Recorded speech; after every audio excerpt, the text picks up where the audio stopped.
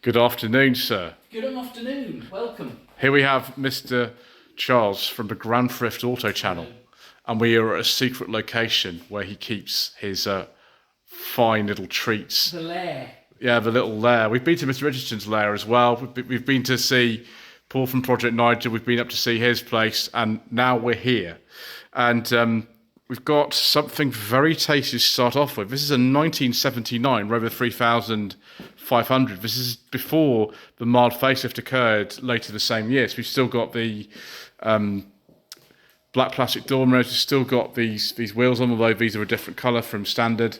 And this is oyster grey, the name of this colour. It's like a sort of green almost. So you might have seen with the test that I did on my channel back in April, although the video was probably released a bit after that. But this one is a much earlier car. So if we look inside, we can see not only have we got completely different seats from the Vitesse, got a different dashboard. It's more like the car used in the new Avengers and Professionals, the 76 car. But unlike that one, which is an auto, this is a manual, which means lots of fun. The LT77 gearbox. Obviously, we've got some repairs still to do on this one, which mainly involves actually might have to go through the back of this one. Unlike the it actually works. Unlike the Vitesse, the tailgate struts actually work in this car. But the reason why the interior is like this is because the fuel pump needs replacing.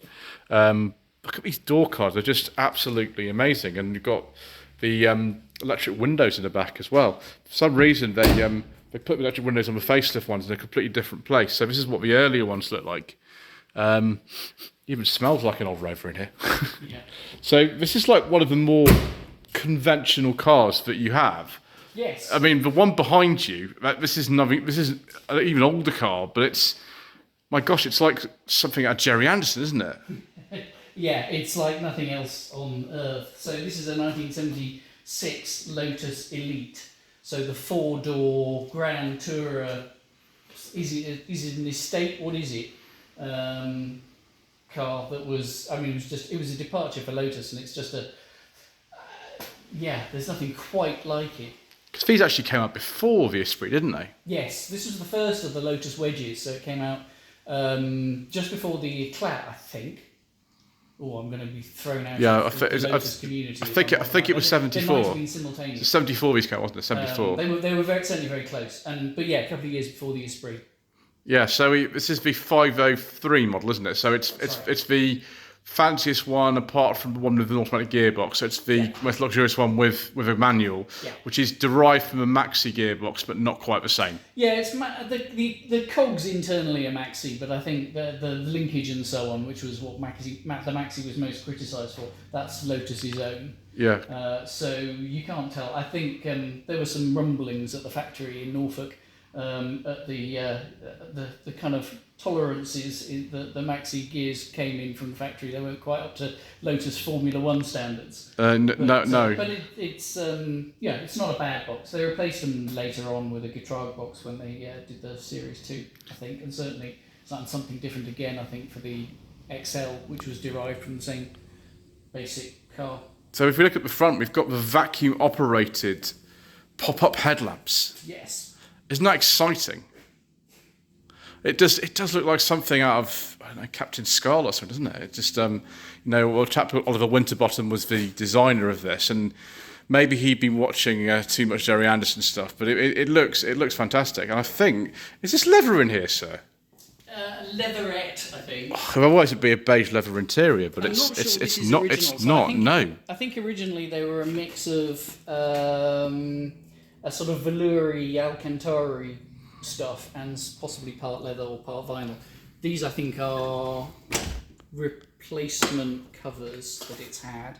Yeah. And they're the original seats. Oh, we've got the right sort of shape. And we've got a British Leyland bits as well. We've got the interior and exterior door handles. That's off for like a Land Crab.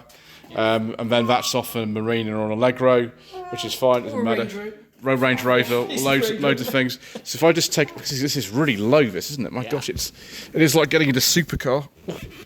Wow. I just realised we've got a problem with the headroom, which is a bit sort of the lighting's not so good in here, so we can't see very much. But like in the original Esprit, the one you see in Spy Love Me, it actually spells out the names of what things do in quite large letters down here. I should turn the There we go. That's better. We turn the flash on. There we are. So you can see windows in the middle, rear wipe hazards. That's for dropping mines if you're in Spy Who Loved Me. And then we got this completely different dash. It's not the same as an Esprit dash, is it at all? Oh, and then of course we've got these Allegro and sort of Marina stalks in here. And there's a sort of choke lever. So this has a 2-litre engine. It's a 907 engine in this. Yes. And it's a Lotus' own design. It's sort of superficially similar to a Vauxhall Slant 4, but because the Vauxhall Slant 4 has actually got an iron block, they are not the same. They just kind of mean that you can actually put a Lotus head on a Vauxhall block if you want to.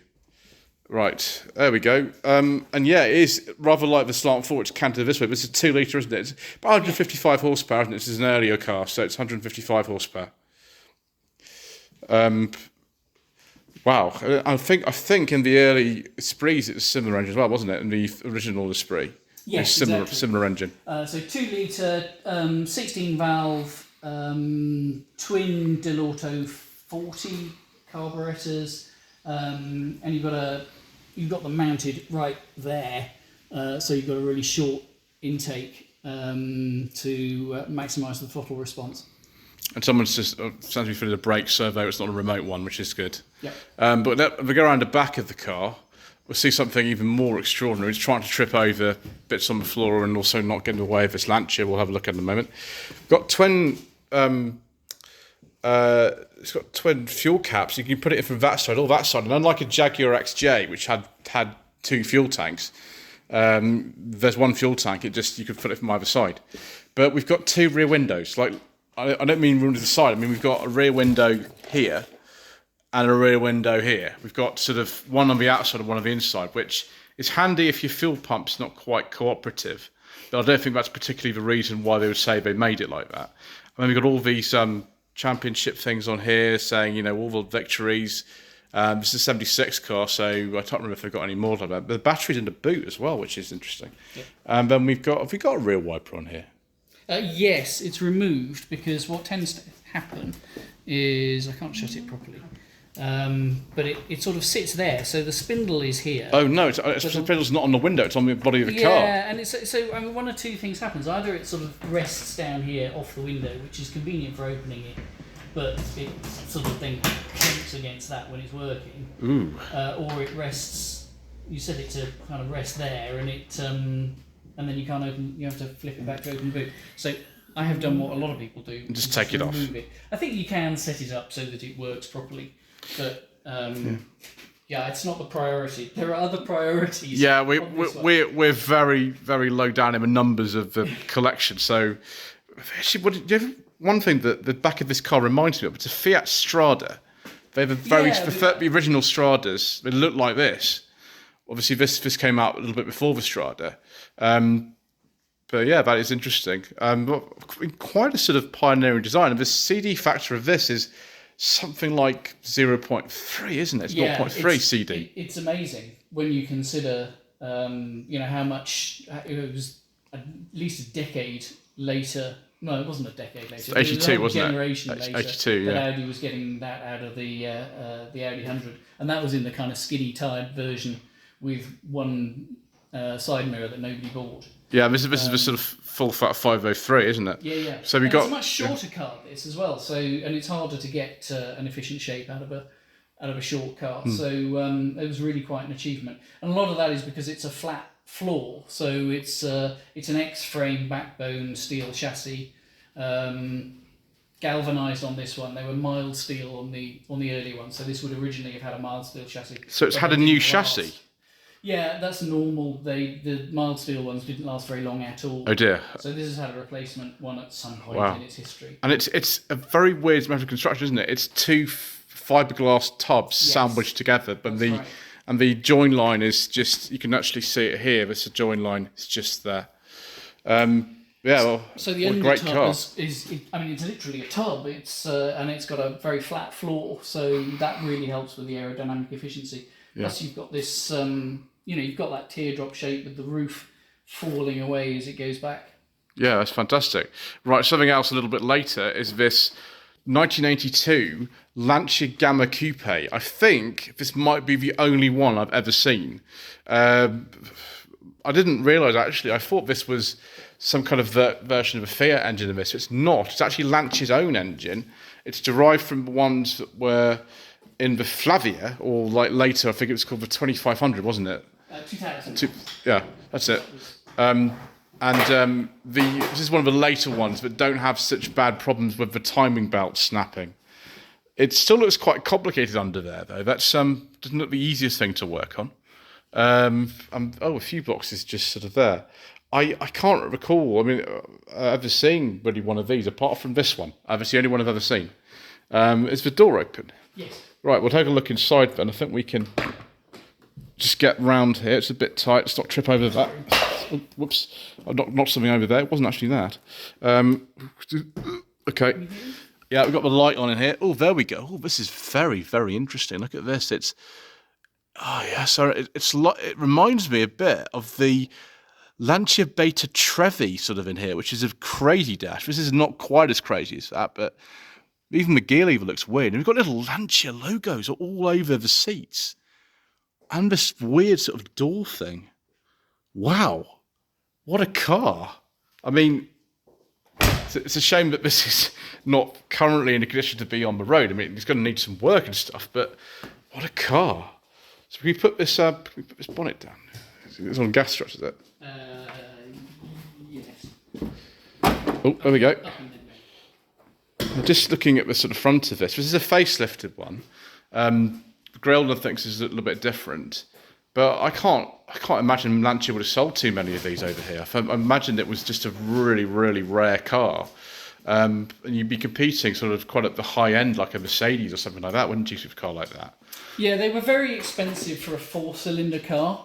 So they didn't sell huge numbers. And I mean, if you look at contemporary road tests, they were comparing them against, these actually. This is the most expensive 4-cylinder car in the world in 1976, wasn't it? Yeah, I think so. And that was probably the second, a little bit later.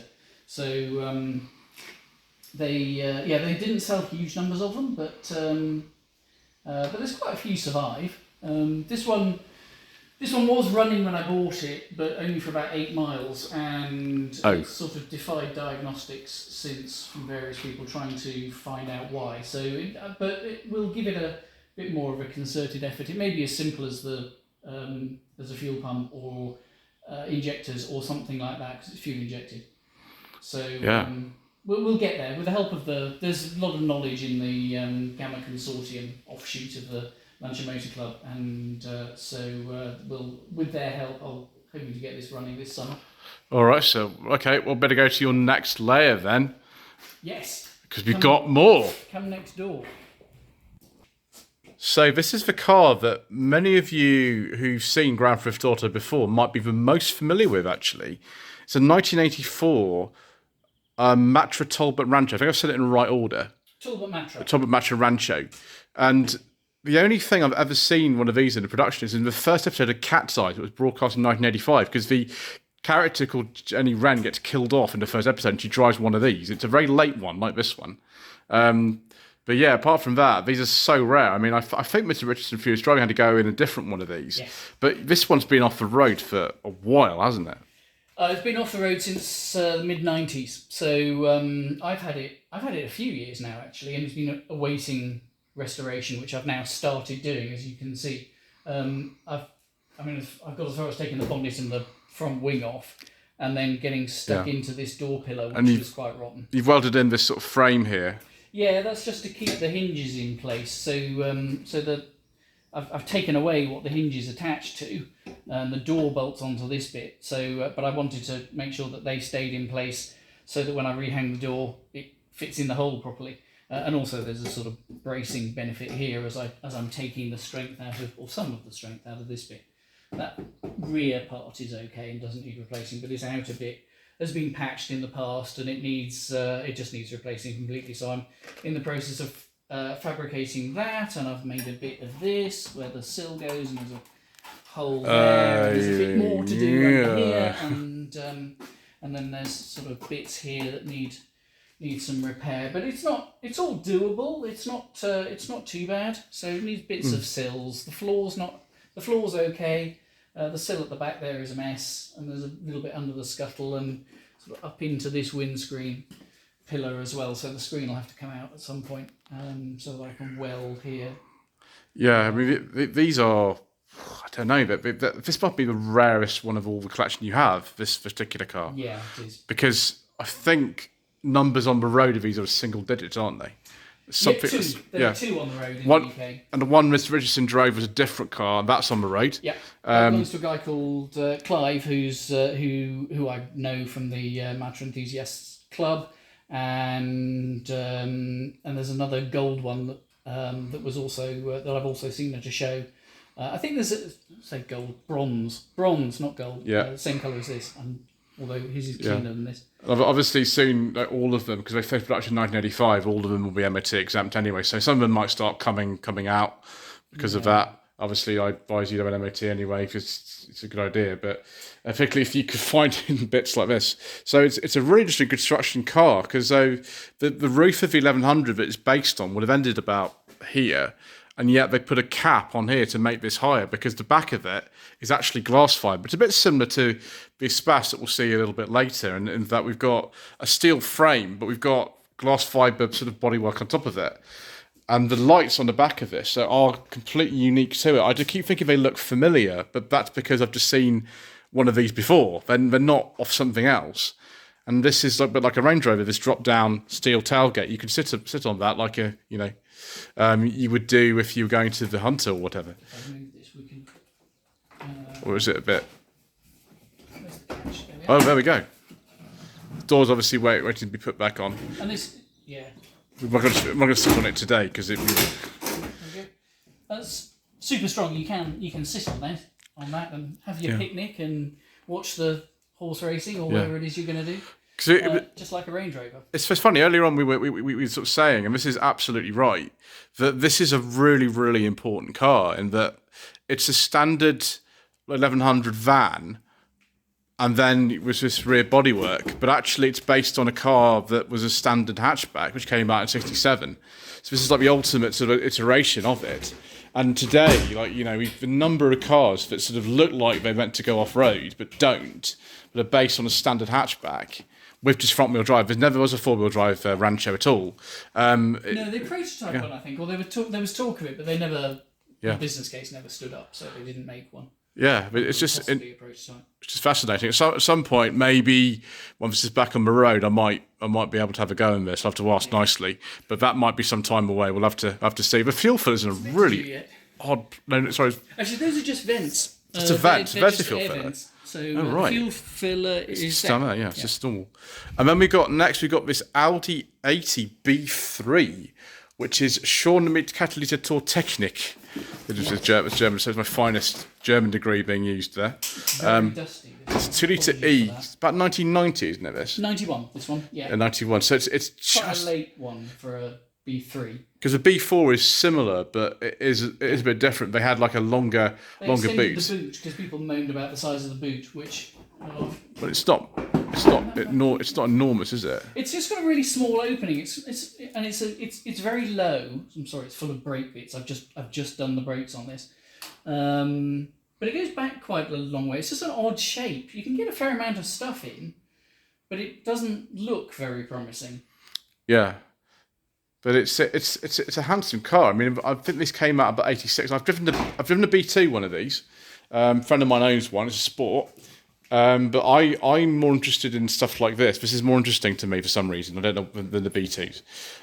Just because it was such an advance of the car. And Audi, of course, has been owned by Volkswagen for some time at this stage. But they kind of set this apart in marketing quite a lot from the Volkswagen. In fact, the platform I think is sort of roughly similar to the Passat, but not quite. It's something like that. I'm not sure how much they've got in common. Yeah. This is very similar to a B2 underneath. Yeah, B2. But obviously the body is very different. And that's why I love it. It's just such an advanced shape. And I'm sorry I haven't had a chance to clean it up and get it on the ground because it's not showing it off to its best advantage. The door's open. It is stunning, yeah. And the interior is really nice. Oh, interior is good. We can have a look in here. It's so simple. Oh, it's an auto. It is an auto. Oh, right. Yeah, it's got pro content, hasn't it? And it's got a pro content system in it. This one. This one doesn't. That was an No. option. Oh right. But it's the car that kind of introduced it. So pre-airbags, a mechanism of kind of big steel cables and counterweights and pulleys and things that, if you crashed, meant that it pulled the steering wheel forwards away towards the front of the car and away from the driver. So that you, it's because it was pre-airbags. I gather it was really like reliable and dependable, that system as well. It was, I think so. It was super simple, and there's nothing to it. It's purely mechanical. And it was only using Audi, wasn't it? It was not even a Volkswagen. It was only Audi. Yeah. It's funny, Audi was such an innovative company, and they did their own sort of thing. They were given a certain degree of autonomy. When the B3 Passat came out in 1988, I don't think it's got much in common with this, actually. No. The B5s do. They're similar to the first generation A4, but the Audi went on its own for a little bit. Yeah. But the 90s of these are very handsome cars as well. Yeah. Also, another thing about this that I really like, and you've seen the rest, you have seen or will see others of the fleet. These were galvanised and hot dip galvanised and done really well, really thoroughly. So there is no rust on the body shell of this car anywhere. I mean, bits of things that are bolted onto it have got a little bit of correction, but the body shell is absolutely, as it left the factory pretty much. Yeah. Which is amazing because we're in South Wales here, which isn't famous for its arid climate. Not really, no. And although we've got a lovely day today. It is, yeah. The other thing is, obviously, the Volvo 460 I used to own, which is also on an HR91. That was quite good, but there were bits of rust actually sort of on the reactors and things. And this thing, there's nothing. Yeah. So there we go. And then we've got something, more pop-up headlamp action. Is this an 89 or a 90 this is called? This is an 89, this is called. And this is a 2 litre, isn't it, this one? That's right, yes. Can't remember. Is this an F-Series engine, this one? It's an F-Series engine. Oh, I can't remember something the like code that. of it. Yeah, maybe it looks a bit like an F-Series engine. Maybe it's a pretest to that. Is this on a carb, though? Yes, this is a carb. They did do an injection. That was the next model up. This is a carburettor. But I have to say, it starts really reliably like it's an injection system. I'm saying that, and I'm not sure we'll get the chance to. No, we would probably not get a chance to fight up today. But it's off the road for some body work. But when it was on the road, it was my daily driver, and it's super reliable. I'm not surprised. I mean, this looks like a really nice practical car to every day. Oh, look, Rover 200 door handle. Exactly the same, or a Concerto. I recognise that automatic transmission lever in Rovers and things, but difference in this, the stalks and things look similar, but obviously on a Rover like a 200 or a 400, but be the other way round. But yes, typical kind of like late 1980s Japanese dashboard and that mirror switch and everything. It looks quite, considering this wasn't the top model, it's quite well equipped. The only thing it probably didn't have was air conditioning, but not many cars did at the time. This is an EX. Other markets got an LX. I think this was the base in the UK. So the LX lacked. I don't know what it lacked actually. Probably the electric windows, maybe, something stuff. Yeah. I think mine even have had a 1.8 engine in some markets. Yeah, I think so. Yeah. Because these are quite similar to a Prelude, aren't they? These they're quite similar to a Prelude. Yes, the Prelude was basically an Accord coupe. Yeah. Coin tray. Oh yeah, I love the coin trays. Oh, we go. Where's the lever for the rear seat? Is this thing here? Yes. Oh, that's there we go. So Ian Seabrook did drive this car some years ago. I can't remember exactly when it was, like in 2019 or something, wasn't it? It's a long time ago. But obviously at the moment it needs some bodywork, as you see here. That's why the rear bumper's not on it, but it is up there. It's similar registration to the 460 because that was ANJ. This is SNJ, which is a Brighton plate. Again, we've got this really high sill in this car. It's sort of fashion of the time. Like it's got a nice big opening, but you've got a really, really high sill. The rest of it doesn't look too bad. There's no holes in the floor or anything. No, it's the wheel arches are the problem. And typical, isn't it? they were really quite far gone. They've been repaired in the past, but in a sort of MOT fix-up kind of way. Although they've done a really nice job with painting over, with the repainting afterwards. But the metalwork wasn't there. Yeah. So I'm in the process of rebuilding all of that. But I've kind of, it's quite involved, the metalwork. and I've sort of paused it slightly while I crack on with the Rancho to improve my metalworking skills. Before we're doing this one, yeah. Actually, rotten as that looks, it's a lot easier because the shapes are much simpler. That doesn't look easy. No, it's not. It really isn't. I just noticed we've got this very strange little parcel shelf arrangement here, which Window in the... yeah. 2 windows in the tailgate. As you could, I think if you had the EXI or something, you'd have like, it would say something like 4-wheel anti-lock brakes or something on it. Yeah, it was from the era when Japanese cars all had, the spec sheet in the badging. So, 4-wheel ALB, 16 valve. Yeah, blah, blah, blah, exactly. 5-speed, air conditioning, metallic paint, all on the badge. Yeah. And then we've got this Jaguar XJS. This is an early HE car, isn't it? So it's a V12. Right, yeah. Be about 82 something again? About something like that. 82. So I have driven. It's a white red. Yes, like an Austin Ambassador. Oh, that was a bad joke. I'm sorry, viewers. That was a terrible joke. So we've got, this sort of classic XJS sort of look. We've got slightly later wheels on it than the original ones. The return of the Saint XJS, the main one they used 3, but the main one they used was a 75 pre-production car, and that has the sort of all original features on it. This is a little bit later. The HE, I think, came in about 1981, from memory. And then I don't know if that's original platinum. Could be. Might be. I'm not sure it is, because it might be. So at one point this had a private plate on it. So I don't know whether they put the original plate back on it afterwards or if it's an aftermarket plate. But something I've just noticed, sir, you have something I've been looking forward to in all the cars that you have. A beige leather interior with wood. Although I think the Cerame might be... Is the Cerame missing from the centre console or something? No, this was...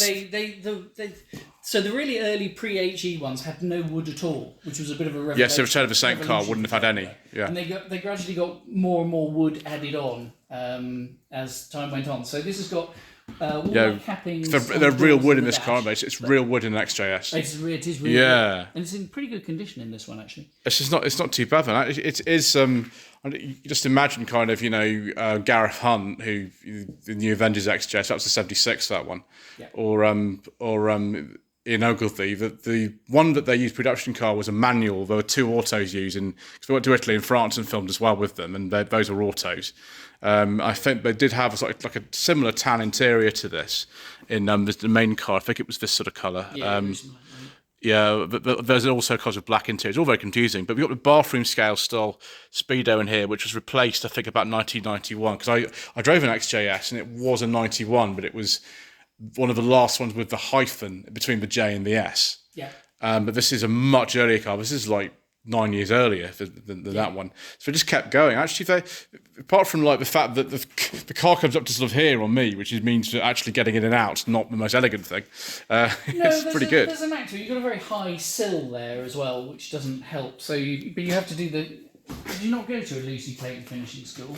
No, I did not. You have to perch your bum on here and then twist your legs round, and then you can do it quite elegantly. That was a man in practice. Yeah. But not electric seats in this, are we? Yeah, they're not. Not yet. It's all manual.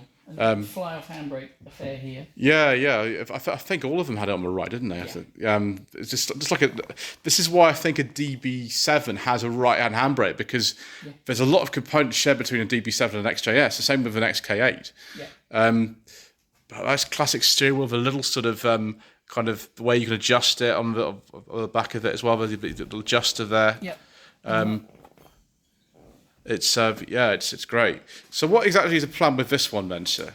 So this, it's got a fueling problem, which I think may again just be the fuel pump. How many cars have you got with dodgy fuel pumps? Pretty much all of them. Quite a lot. Yeah. Okay. It's the ethanol that does for them, for the most part. I mean, some of the ones with mechanical pumps aren't too bad. So the Vauxhall Victor is pretty indestructible. The Honda doesn't care. The BMW E30 is okay, and the Rancho is fine. The others just seem to be very sensitive to fuel pumps. I think the Lotus pump is supposed to be ethanol resistant, but the points stick. So, which is why we're not driving that today.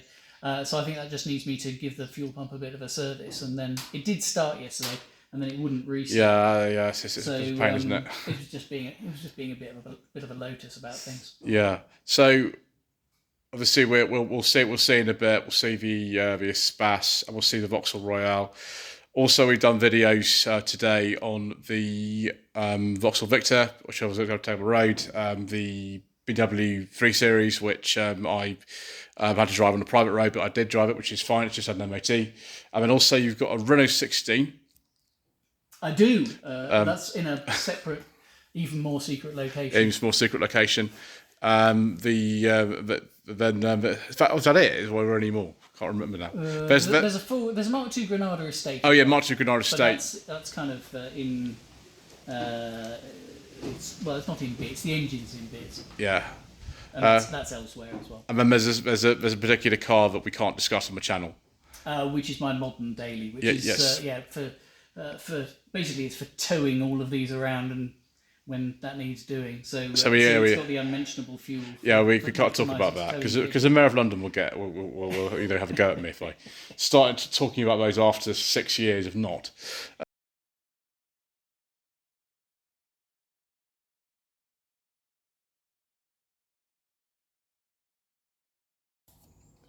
So here we are looking at more of the collection. The collection is not just one place.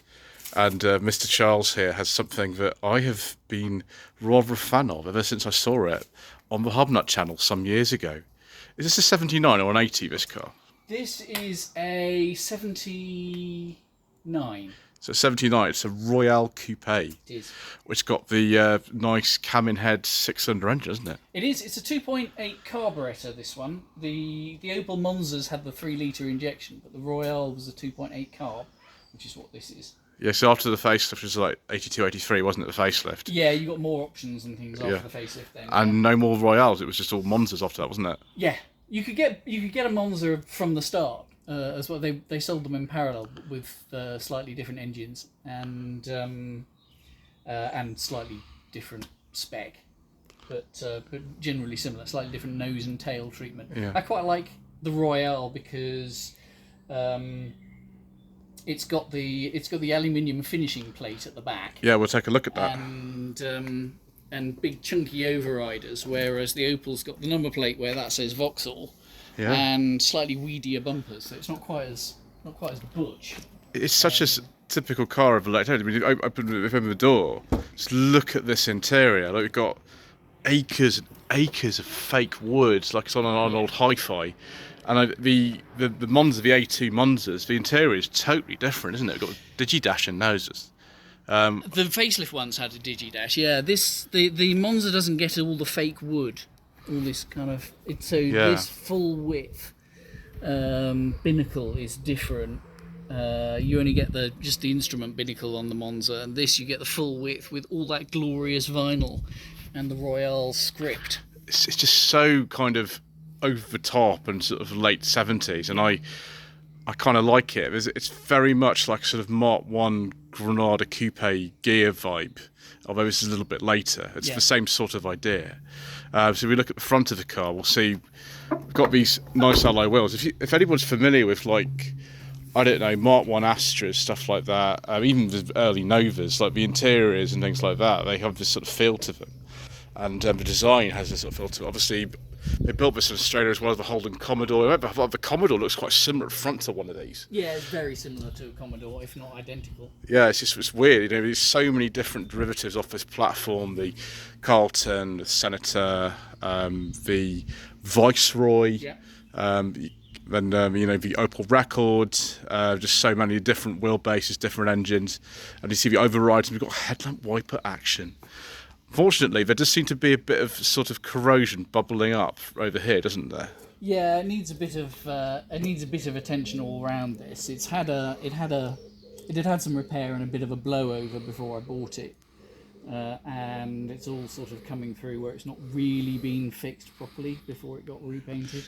Yeah, because structurally it's pretty solid, but cosmetically it needs work. You can see sort of here, and also just at the top of there, that you've got this sunroof. I imagine that's been sort of sealed off a long time ago as well. I haven't been brave enough to try opening it. Yeah, it's probably not the best idea. So, like most luxurious interior sort of ever for sort of 70s dream, and then we've got things like this little sticker here for that. The boot lip looks quite high though. Like it's so strange. It's sort of 70s cars often had this really high lip on the boot. It's like you didn't need to lift anything in there. It's just fine. But yeah, that's great. And what have we got over here? We've got something else very special. This Renault Espace from 1986 or 87. This one. 87. This one. 87. Fortunately, the boot doesn't open, but this is the 2000 TSE, which I believe was one of the top models of this time. This is like an early one. It's a pre-facelift, isn't it? This. Yeah. They only did a couple of models, and then the Quadra came along shortly afterwards. I think that's it. Yeah. It's just so much space in here. I mean, we were discussing this earlier. Like this has about the same footprint on the road as something like, I don't know, modern golf hat, like a Golf or something like that. Yeah. But there's so much more space in here, and we've got the little picnic tables. We've got the seats, which I think you can lift all of them out. I mean, they're heavy. Boot doesn't open, so we're going to have to leave it sort of like that. But it doesn't look like it's that bad. It's even the leg room in the back. The headroom's huge. Obviously, the headliner's seen better days and things. But the interior doesn't actually, apart from that, look too bad. It looks pretty good. This sort of velour cloth is amazing. Shall I show you its party trick?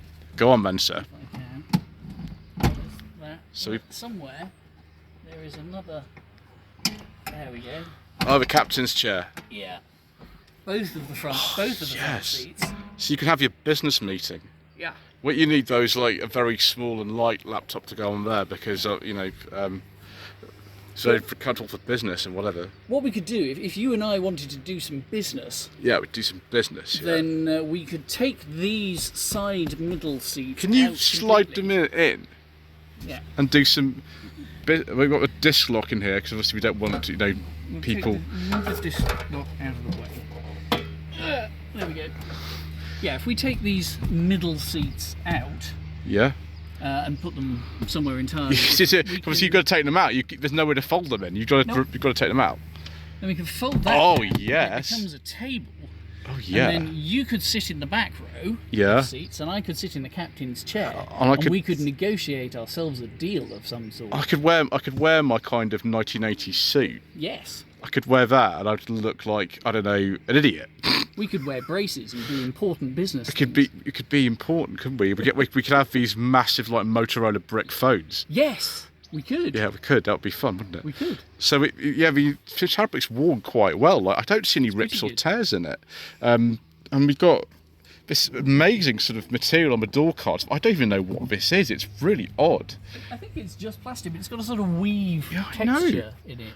I know, and then we've got this, which actually is, which have been working out. This is all fiberglass. Doors are like fiberglass or plastic and things like that. And there is a metal skeleton somewhere in here, but we keep tapping bits and realising that like that's fiberglass. Yeah. So revolutionary sort of metal steel hoop, I believe, here. And we've got two sunroofs. We've got this one. Yeah. And we got that one. And they both leak. Isn't that great? It's French engineering from the 1980s. But I think these came out about 84. It's the same year as those Chrysler minivan things. But if you come inside and point the camera to the back there, you can just about see up there where the headlinings come down. You can see a bit of the steel structure. Yeah, we can see it there. Yeah, we took a look at the top. So it sort of runs along the, what are they, cant rails above the doors. Yeah, so definitely. So it's just a steel skeleton underneath, galvanised, I believe. It certainly looks galvanised. But what we want to do now is actually have a look at this bit. I'm going to actually step through here because we've got some really weird stuff going on. Typical kind of gearbox of type of Renault with reverse over there. And then we've got this weird trip computer, and we've got controls here for the wipers. I think we might, if we're very lucky, have volume controls, which we have on here. They're actually on there. And then we've got, I think, an oil level gauge as well, which is typical for Renault over time. And electric windows. I don't think we've got any aircon, but we've got two sunroofs, so that's all right. Then we've got the famous little button there, which used to say like never open any of the windows when you park it, because somebody can just get something and click that button and open all the doors. So you got to be careful with that. Just don't. That's why this car's got a disc lock, because that's really steady. One of the other things I noticed about this one, which I looked at earlier, and then hopefully we can do this with the captain's chair swiveled round there, is the fact that the glove box is stupidly ridiculous. This is all you get. A car this big, you'd expect the glove box to sort of be a bit larger than that, but that's all you get. That is it. That lower bit there is not a glove box, that's the fuses. Got some really large sort of door bins in here.